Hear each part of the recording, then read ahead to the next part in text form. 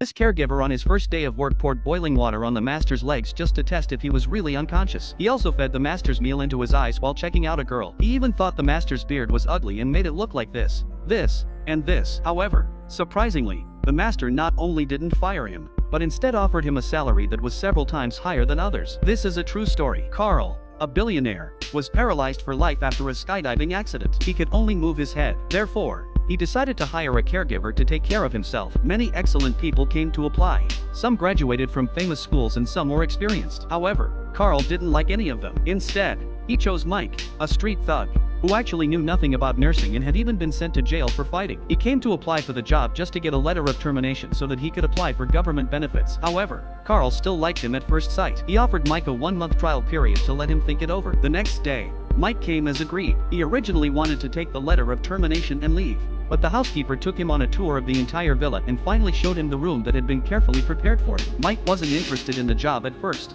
but when he entered the bathroom, he realized it was an amazing treat. Mike gladly accepted the job, but he was so unreliable that he almost killed Carl because of his own negligence. He slept during the nursing class, applied foot wash to Carl's head, and used shampoo on his feet. When feeding, he poked the food directly into Carl's eye while checking out the female assistant. He made fun of the flesh-colored guard on Carl's leg and said that Carl looked a bit girly. He even refused to help him defecate. Friends didn't understand why Carl would hire a thug, saying that such a person simply had no compassion. This was exactly what Carl wanted.